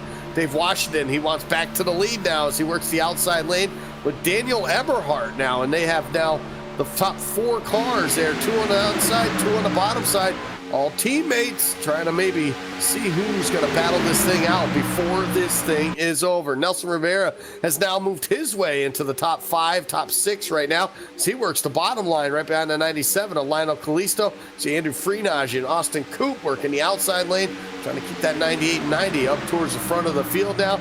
We got ourselves a nice pack here for the final 20 laps of this one. Yeah, absolutely. It's Bruce Ackerman at the front battling with David Washington on the outside line. Washington got a great run right here, and he was able to take the lead back from Bruce Ackerman as they cross the stripe. Will he move to the bottom of the racetrack? We're going to find out here in just a moment. The answer is no, as Eberhardt for a moment looked to the outside like he was going to try to make it 3 wide. He backed out of it, stays behind his teammate David Washington, and now these guys stay side by side as they work down the back straightaway. It's Aegis on the inside, Aegis on the outside. And Andy, for one driver, this is a big opportunity to get themselves a spot in the playoffs. That's Bruce Ackerman. He does not have a win coming into tonight. He's well over 100 points behind the playoff cut coming into tonight. A win erases that gap and immediately puts him up into the playoff picture because he is inside the top 30 in points. So for him, he needs to drive his heart out over the last 15 laps of this race to try to hold on to that race lead and potentially get his first win of the season. Yeah, he absolutely does. How about the fastest lap going up on the board for the number 80 or 98, Dave Washington, here on lap number 82 with 44.837. These guys are not holding anything back right now. 18 to go as they work their way down the back straightaway here. Bruce Ackerman leads that bottom lane. Dylan Jones right on his back bumper. It's been a while since we saw that 11 in victory lane as well, too. He picked up win earlier this season, way back in Atlanta, I believe it was. Battling with the 83 of Adam Gilliland for that one. But other than that, Dylan Jones has been pretty quiet here this first half of the season. You know, he wants to get up back into victory lane as well, too, before the second half is all said and done. Lionel Kalisto doing a heck of a job doing that inside lane there. He's third in line right now, basically nowhere to go. He has to basically sit there and ride this thing out. The only opportunity for him for a move is if that top side actually falls back. And he's allowed to get up to the front of him and pull up in front of him. That's the only opportunity he's got. Other than that, he's boxed in right now. The 7 of Nelson Rivera as well, boxed in, as well as Nick Silver in that number 24 machine. Yeah, and that was my dark horse pick for the night, was Nick Silver. He would love to get a win just to verify that he's in the playoffs. He's in a playoff position coming into tonight. He's actually your highest driver in the points that without a victory tonight, so he's got a pretty good little gap over that. But another driver that just having that comfort of knowing if you get a victory, you don't have to worry about making the playoffs because you're in. You're guaranteed a position. That's what he is looking for, sitting up inside the top 10 as we get to the last 15 laps of this race. He's positioning himself well. He's behind Nelson Rivera and Lionel Calisto, who also are looking for their first wins of the season, who could also guarantee themselves a spot in the playoffs. But they're going to have to go around the Aegis and PowerTech cars, because right now they control this field. They are the top 4 runners running at the front of this thing, holding everybody back and holding them at bay as we get to the end of this thing here. It's going to have to be a wild finish, a 3-wide move, something from these guys towards the back. How about the 52 of Sean Casto or Dwayne Vincent, who still has yet to see victory lane yet this season? Will it be one of those guys towards the back of this front pack here to make that move, to go up to that high side, to maybe make it 3 wide, to try to get that push on the outside, that furthest outside lane? It's going to be absolutely amazing to see what's going to happen in these closing 15 laps, making 14 and a half as they work their way down the back straightaway into turn number 3. A huge run on the high side, 98. Dave Washington, he'll pull out just a bit, not quite clear of Bruce Ackerman. No, it looks like Daniel Eberhardt actually had to get off his back bumper there. Those guys were carrying some major steam heading into turn number 3. They'll gather it back up. Side by side goes the action, continuing across the start-finish line. Yeah, absolutely. David Washington trying to control the outside line, trying to carry the speed that he needs to try to take the lead away from his teammate Bruce Ackerman on the bottom of the racetrack. However, Bruce Ackerman's taking the shortest way around the racetrack, and with help from Dylan Jones, they begin to inch ahead. This is the opportunity Lionel Calisto needs. If he can get enough of a run to get clear of David Washington, he can try to jump up in front of Dave and maybe try to control the outside line and go for the race lead himself. However, he's not going to be able to do it, as Washington got a great run down the back straightaway and pulled back ahead of Ackerman as they work through 3 and 4. Now we see a couple of cars in the back of this field starting to make some moves, as here comes Mike Kelly. He moved up to the outside line in front of Kyle Barnes, and they are beginning to try to form up something in the back, maybe trying to figure out a strategy to make it 3 wide. You have to wait and see what happens, as they almost, oh my goodness, Eberhardt almost made contact with the lap car of AJ Browning. Not sure what he was doing right there, but that could have been huge for the field, because he pulled up behind that lap car and at the very last second ducked back into the middle line. That could have been absolutely disastrous for these guys. I don't know if he was looking for air, then went up there and said, oh my God, and had to come back down, but that was absolutely close right there. Daniel Eberhardt almost can't make a contact. The closing rate, I mean, when you're a car by yourself, the closing rate is just so huge, but it doesn't seem like much, and all of a sudden they're there. And for Daniel Eberhardt, what a very abrasive move he had to make to come back down to that middle lane. Does just that, though. Everything all good right now as they run single file, or I should say side by side now, single file in both lanes here.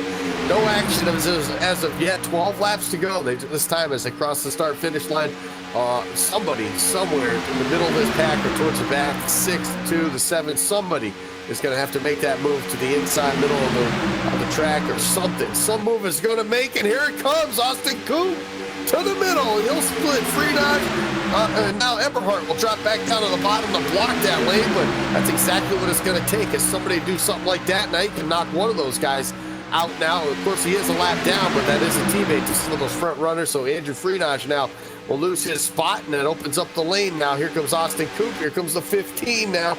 They're going to look on the outside, possibly 3 wide action as they make their way to turn number 1. I tell you, I saw that move coming by Austin Coop, because Freenarge and Eberhardt had been opening up that middle line almost every single lap for the last 2 or 3 laps. And I'm actually very surprised it took this long to happen. And now we see Mike Kelly doing the same thing to Austin Coop. He took the opportunity to squeeze underneath of Coop and make it 3 wide to try to take that position away. However, he did not have help from behind, as Kyle Barnes went with the 6, and they are now trying to form a 3rd line. As you see Coop trying to make that 3rd groove work on the outside. He doesn't have the help he needs, as now Kyle Barnes drops to the bottom of the racetrack and makes it back down to a 2-lane racing, but Coop is hung out there looking for a spot to get back in. It looks like his teammate Kyle Barnes is going to let him in, and indeed he does. But now we have to wonder, will Mike Kelly make this move to try and take the positions away from Eberhardt and Washington to try to make his way to the front? But that's what we're waiting to see happen here at this point. Hey, you're absolutely right. This is absolutely phenomenal plate track racing right now. 10 to go for these drivers, working their way down the back straightaway here. Dave Washington, Daniel Eberhardt trying to get that work, that outside lane. Outside lane gets a huge run off the corners. They stall in the center of the corners. You see the bottom lane. Bruce Ackerman now take advantage with Dylan Jones now. The 97 to Lionel Kalisto as well, who had a top 5 last week as well. Now you see the momentum pick back up for the outside lane as Dave Washington looking to lead another lap. Looks like he will that time. 9 to go here from Daytona. Absolutely. You see these guys running side by side at the front. Mike Kelly looking for an opportunity to make his way to the middle of the racetrack. He keeps looking for a groove between Everhart and Kalisto, but Everhart is not opening that door at all. He keeps shoving down the racetrack and making sure that Kelly cannot make that move. And Washington battles hard on the outside line and is trying to take the race lead away yet again from Bruce Ackerman. He just has not been able to get clear of that bottom line to move to the bottom, which has allowed Ackerman to hang on and keep the control of the inside line. But now we wait to see what will Mike Kelly, Austin Coop, and Kyle Barnes do behind these guys. Will they make a move to try to get around the drivers ahead of them, the Aegis and PowerTech drivers, or will they ride behind them? This is what we're going to have to wait and see. We're inside the last 7 laps of this race now, and it looks like Mike Kelly, he keeps trying to squeeze underneath Everhart. He had an opportunity there, but he had to back out of it. Just did not have enough of a gap to make it happen, but he's getting more and more aggressive. Andy, I'm very curious to see how long he sits back there behind these guys. Yeah, this is going to be absolutely something going to happen here. Look at the moves now. Washington to the lead. He'll drop to the bottom. Everhart now on the outside. Lap cars coming as well, too. Mike Kelly now second in line on that top side as they try to work their way off turn number 4. This time by 7 more laps to go. Washington now the lead on the bottom. Washington got the run he'd been looking for all night long. He went to the bottom of the racetrack. He takes the race lead. We're inside 6 laps to go here at Daytona. Now Everhart leads the outside line. He's got help from Mike Kelly. Can Kelly push Everhart to the lead to try to take this thing away from those drivers? Or will one of the guys on the bottom of the racetrack try to move up and take that outside line away? The answer is no. Everhart gets a great run down the back straightaway and now tries to challenge his teammate for the lead as they head to the turn 3. They are going to have to work through some lap traffic as Scott Walter and Shane Ewing are up on the outside line. They give way to the leaders and try to get out of their way as easily and quickly as possible, and indeed they do. And now Washington pulls up to block the outside line. He covers the outside line. Now will he pull back to the inside to block Ackerman? The answer is no. He's going to hold on the outside line here as they head to 1. At least for now, he'll hang on to that outside line, kind of stalling the momentum.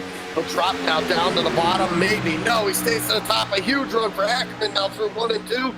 With the help of Dylan Jones on his back bumper, Lionel Kalisto as well. Side by side, 2 by 2 they run now for the lead. 6 laps to go back into turn 3.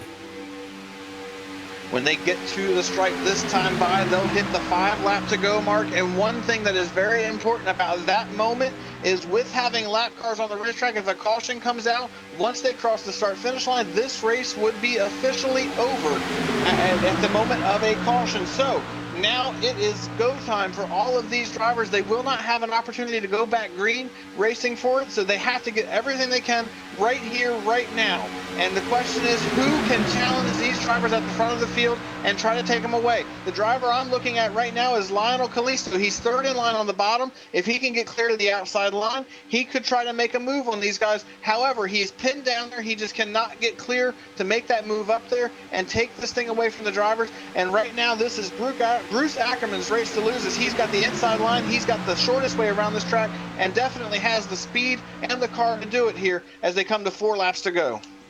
He's got the field cleared by himself right now. Ackerman now will lead another lap. 4 to go, this time at the stripe. Some 3 wide action possibly happening a little bit further back to 16 of Corey Wolf. He had a peek to the outside. Not going to happen. He drops back in line in front of Vincent. Still 2 by 2 they run. Lionel Kalisto 3rd in line, like you mentioned. A couple of these guys that looked like they were running maybe hot. The 2 was one of them of... the 2 of Mike Kelly looked like he was running real hot. He actually backed off the 90s bumper. Now look at the run they got going into turn number 3. The top 2, no, just 1. Dave Washington will clear Bruce Ackerman. He'll drop down to the bottom as they work their way off turn 4, coming to 3 to go.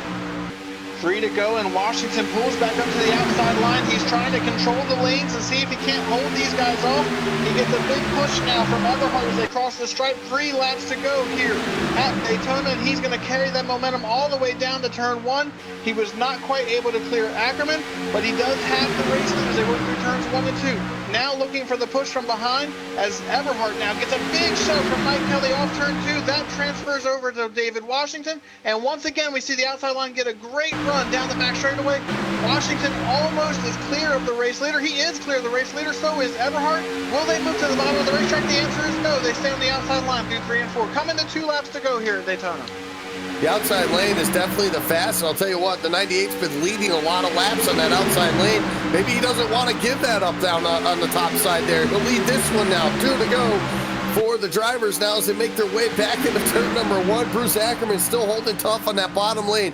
Washington, Eberhard, Kelly on the top side. You got the 15 in there as well. And Barnes trying to get it done, his first ever race in the real sim racing full time. Oh, and he gets turned. Eberhard's around. Caution will fly, and this one will be over.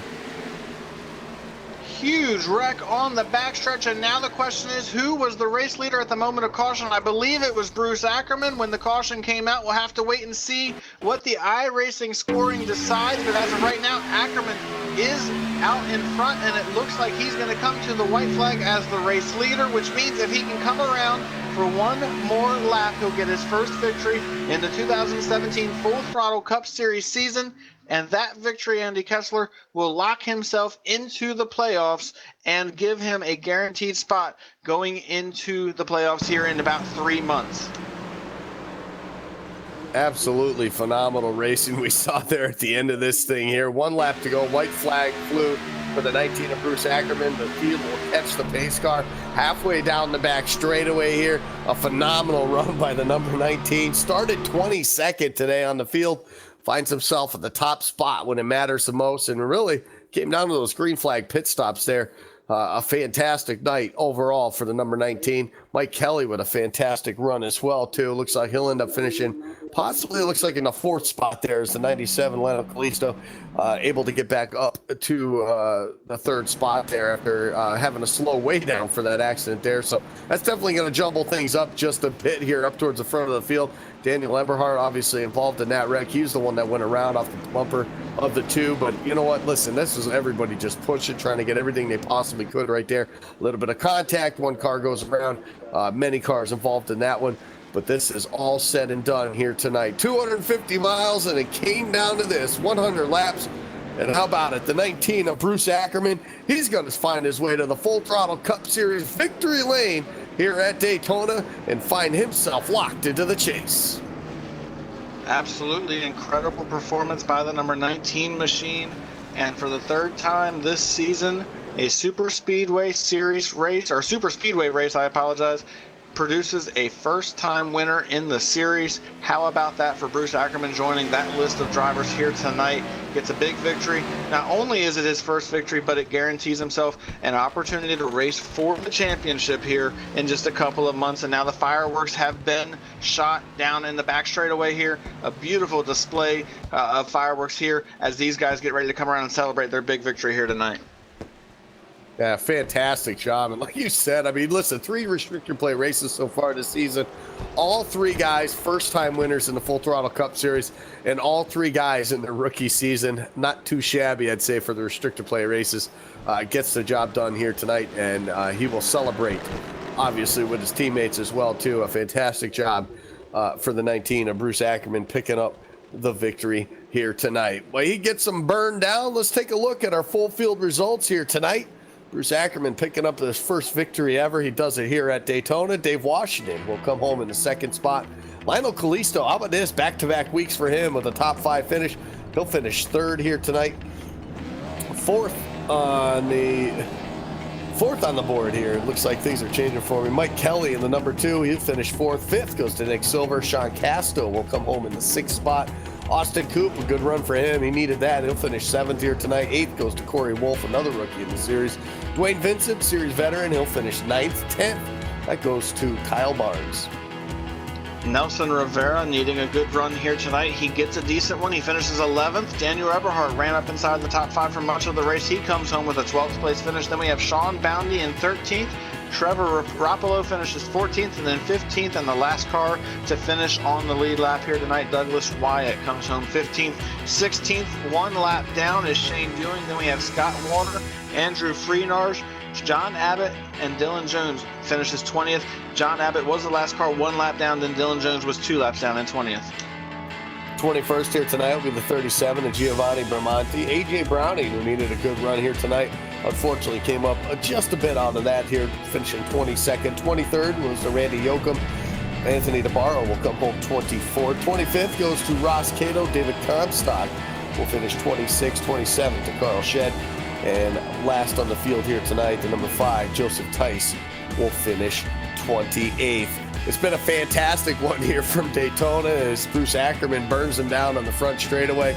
And we get set to talk to our top finishers here tonight. We'll do just that right here on LSR TV when we come back right after this.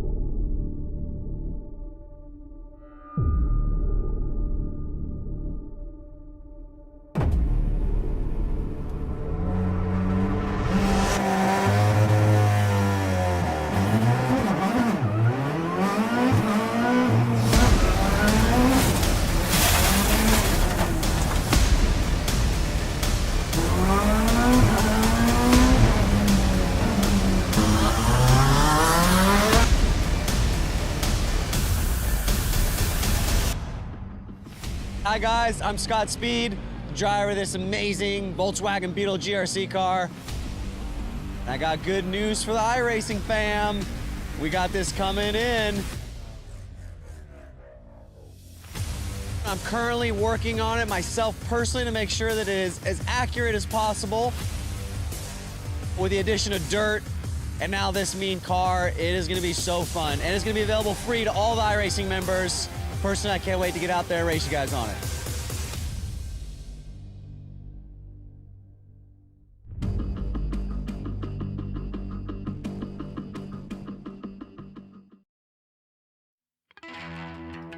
We're back here live at Daytona International Speedway. Just completed the Daytona 250 for the Real Sim Racing Full Throttle Cup Series. And what a fantastic one it was here tonight. For us, I should say, Brian, because it just some great racing. I mean, literally 2 cautions all night long. We had one around lap 18 or so, and then we had the one at the end, right there in the lap when they were coming to the white flag. I mean, just a phenomenal race. Green flag pit stops, everything you want to see at a plate track race. Teammates working together, all that stuff. It all came into play here tonight. Oh, absolutely. It was everything we expected here tonight and then some.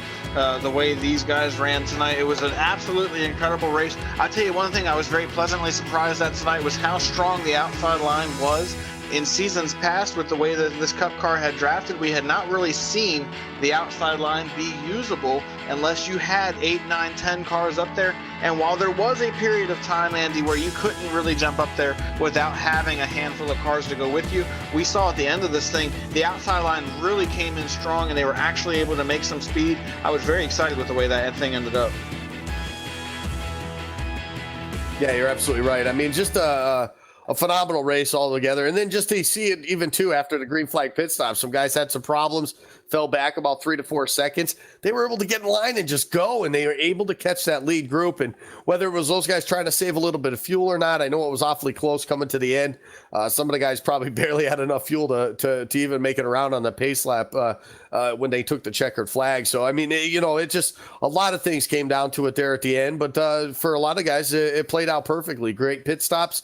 Great pit stop for the 19 of Bruce Ackerman there. He was able to come out with his teammates. Those guys resumed the lead. They were able to hang on for the rest of this one before it was all said and done. So it's that time here down in Victory Lane, and I've caught up with our winner tonight, the 19. It's Bruce Ackerman. Bruce, congratulations, your first Full Throttle Cup Series win, and you do it in your rookie season here at Daytona. Thank you. Well, tough one out there tonight. Obviously, a lot of green flag laps. Talk about that as a driver, the concentration level you got to play. You don't have the caution to kind of regroup yourself. It's literally go, go, go. Then you got to worry about green flag pit stops. So much can go wrong on those. Speeding, entering the pits, sliding through your pit box. I mean, a lot can happen. You got to come out with teammates, otherwise you're done. Talk about this one overall for you as a group, especially starting 22nd to be able to come out of here with a victory. Yeah, just biding my time. Drove up to the field after that first wreck. We pit, and I was able to get on the bottom and get some good track position, and green flag pit stops. We pretty much mastered them as a team, and we got in there and got out and was able to keep the lead, and just kind of picking them off one by one, and that's how I ended up getting to the front. Yeah, you're able to do that. And then talk about battling teammates there. Looked like the high side was faster, and then you guys on the bottom were faster. You had Dylan Jones on your bumper pretty much since you guys came out of the pit road there, just giving you a push. How important was that as far as having somebody you could trust behind you, giving you those shoves there, especially in the waning laps? Oh, it was very, very important. Dave was on the high side. He was getting a lot of runs coming out of the corner, and we would get the run going into the corner. And it was pretty much a game of chicken from there, whether, who was going to be at the line, because I felt like we were always even in the center of the straightaways. So, just trying to keep my concentration, not make a mistake, and, asking Dylan to just keep pushing. Well, I was able to get it done, and right when that caution came out, you look up at the front of the board there, and I'll tell you what, he was maybe a fender from you. Dave Washington was from stealing that win from you, but you were able to get the job done here tonight, and now locked yourself into the chase. A pretty cool deal here for your rookie season to win here at Daytona. And now talk about these remaining 12 races or so that we got until we get the chase started. What has to come out of the 19 camp here to get yourself ready for that? I just think we need to have some consistency on our side.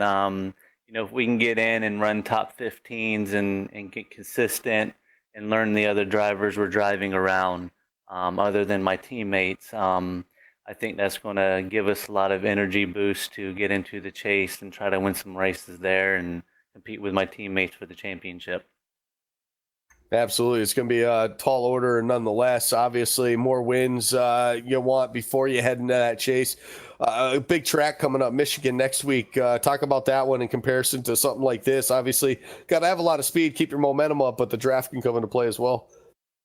Yeah, it's definitely a momentum track. It's a little bit tighter than what, we're used to. So it's going to be one of those, you have to stay in it, and you lost the momentum, you're going to get passed by a couple of cars. So definitely a lot more concentration than tonight. Just gonna have to go there and just stay focused and stay concentrated and see if we can't, pull off another victory or a top 5. Well, you led 13 laps here tonight. You come out with your first victory of the night. Obviously, sponsors, shout outs. Who helps you get it done on that 19 machine? Well, Aegis for sure.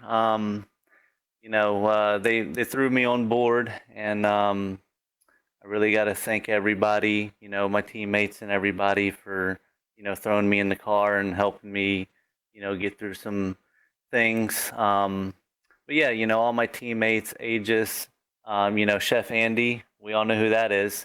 It's just a big thanks to all of them.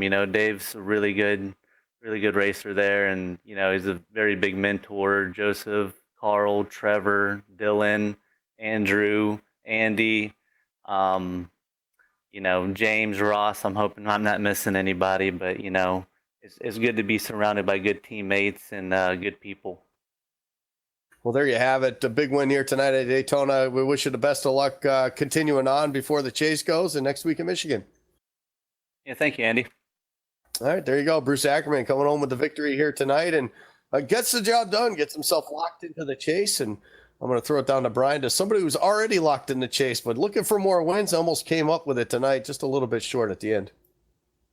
Yeah, I've caught up with our second place finisher here tonight, David Washington. Dave, you were looking for your fourth win on the night, but you came up literally about a half a fender short when that caution came out. You were just a hair behind your teammate, Bruce Ackerman. Take us through your night and how exciting the racing was from your perspective. The race went pretty well. Got a little sketchy on that first accident there. Almost got caught up in it. Didn't have too much damage. Basically just tried to, I knew being out front, you're just a sitting duck. So I was just trying to put myself in the right position to be there at the end and not get caught up in anything. I just really been struggling these past couple weeks, and it's just wanted to have a good night tonight. And let's talk about that for a second, because you have had a rough couple of weeks. Truthfully, you've had a rough couple of months where you just have not had the luck that you've needed or the finishes that you've needed. But you finally got a decent run here tonight and are starting to get things back on track. This is the time now where you need that consistency to get rolling as we get closer to the chase, or to the playoffs, excuse me. What's it going to take for you guys to build that momentum up and get yourself ready to go out there and compete for a championship? We're only about 11 races away from when that playoff starts. Yeah, I think the strategy going out this season to just go all out at the beginning, I think kind of bit me. I think we should have just paced it and, took our time just trying to figure out who you could race around and who you couldn't, and go from there. But coming out of the box fast and kind of stalling, it's kind of hurt us right now. So I'm really just trying to finish these races out until the chase starts and hopefully get my rhythm back. Just like I said, just trying to stay out of the wrecks and stuff. Yeah, absolutely. And we're going to a track that I know you're looking forward to going to next week, and that's Michigan. And that's a track that I'm sure you're going to have a lot of speed at. What do you expect to happen there next week when we head to Michigan? The biggest thing is just hopefully it's a long green flag run. Let the fuel strategy come into play, and just have 4 good tires at the end. That's really all you can hope for. If there's anything that happens at the beginning, just hopefully it's not up front. And if it is, get through it and move on. All right, before we let you go, who makes it happen for you on the number 98 machine? Dave, sponsor shout out to who makes it happen? Got to give a shout out to Julio. Definitely for bringing us back on this season to run again. All the guys at Aegis. Congrats to Bruce on his win. Shout out to my mom. She watches every race. Andy for sitting on the box. He wasn't there this week, but yeah, I don't know. We've been struggling as a pair here, so we'll see if we can change it around. All right, well, congrats on your second place finish. We look forward to seeing you next week at Michigan, Dave. Thanks, guys. All right, that was David Washington. He finishes second here tonight at Daytona. Now I'm going to slide just a little bit over here and try to catch up with our third place finisher. That's Lionel Callisto. He got a great run here tonight. Lionel Callisto, you get your second top 5 in the season and second top 5 in a row. Take us through your night and what led to your third place finish. I'm very happy with the finish. Best finish in the career for me. It was pretty much by myself tonight. I had no teammates, so I was basically just trying to drag it out into the end, just stay low. Just couldn't work the high line. I had no help. It was still a fun race, so I was happy with it. How difficult was it being up there around all the Aegis and PowerTech cars, trying to find your way to maybe try to make a move to go for the race lead, being stuck behind those guys? What was going through your mind in the closing laps as you were trying to figure out a way to try to take that thing away from those guys? It was really tough, especially with all of them. They're all fast. So like even getting around them, it's a great accomplishment.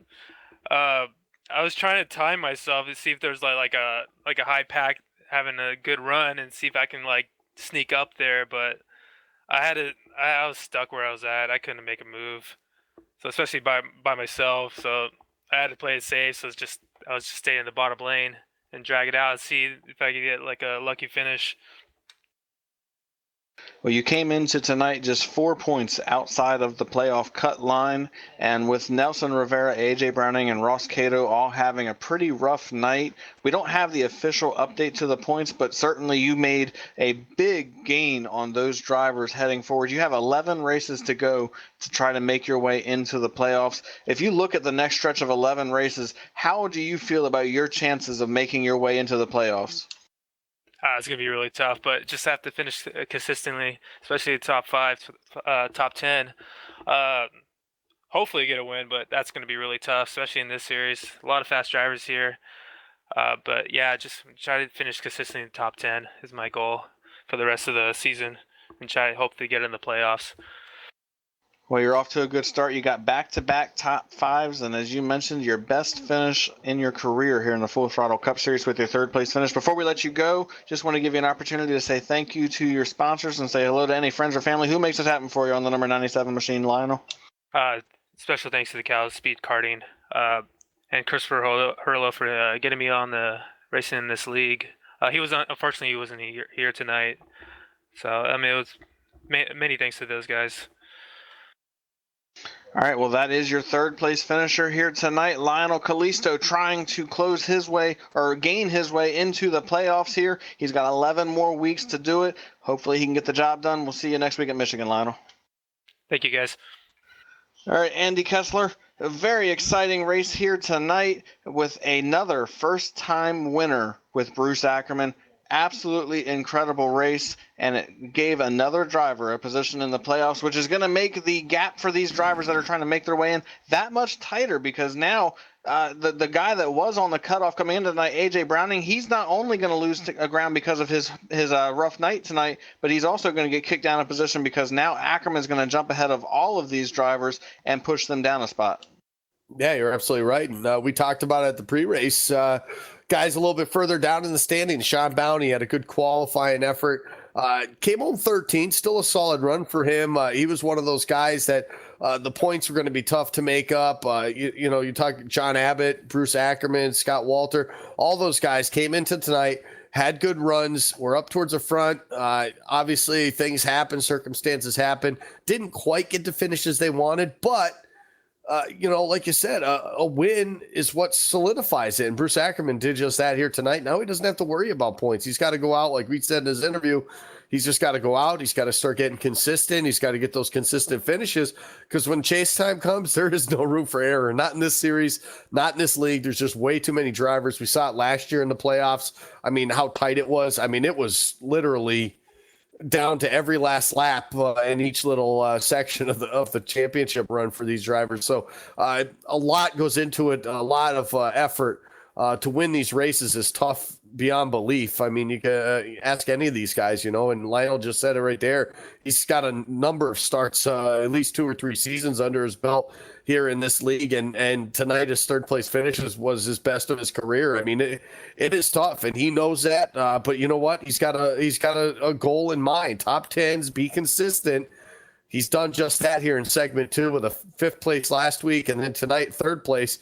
Hey, listen, he can only go up from there. Who knows what we'll see next week at Michigan, but maybe Lionel will be knocking on the door of victory lane as well too here before this season's over. So that's kind of the great thing I think about these super speedways is the fact that you'll see guys that struggle at certain tracks, but they come here and they have that opportunity. Guys like Bruce Ackerman who picked up the win. You look at Sean Casto in the 52, a great run, finishing 6th. Austin Coop, who struggled a little bit this season, coming home with a top 10 as well. Corey Wolf, another rookie with a top 10. A lot of these guys you look at through the field here. These are, what they say, the great equalizers. These are stricter play races, and it showed again here tonight with some of these guys getting the finishes they did, and even with Bruce picking up the win. Yeah, absolutely. And while we always talk about the restrictor plate races being wild card races where you have an opportunity to gain a win that you may not necessarily be able to get elsewhere, I look at two more tracks coming up over this summer stretch that also can be considered wild card races. And they are a couple of road course races that we're going to be going to. One that's coming up in 2 weeks at Sonoma. If there's any track where the driver has basically complete control over their own destiny, I look at the road courses as that opportunity. You may have some guys that may not necessarily be good on the speedways or on the short tracks or even on the super speedways, but they really know how to race on the road courses. That would be an opportunity for some of these guys to maybe get up there, steal a win, get yourself a spot in the playoffs, and go after it. And then there is one other track that I look at that is a potential wild card race coming up over this summer stretch, and that's Bristol. And it's just because Bristol is so unpredictable. You go there, it's a short track. They're going to be running 225 laps around that little track. Anything can happen. You move somebody out of the way on the last lap, you might steal a win, get yourself a spot in the playoffs. Yeah, you're absolutely right. Of course, tonight's broadcast of the Full Throttle Cup Series is brought to you by RealSimRacing.com. RealSimRacing.com has a league for every iRacing driver, including the Winston Cup Series on Wednesday nights, the Midnight Thunder Speedway Series on Thursdays. For more information, visit www.realsimracing.com. Sign up today. Lots of things coming up, obviously, with this series. 11 more weeks till that playoff chase happens. We got Michigan next week, Sonoma in a couple weeks, like you had just mentioned.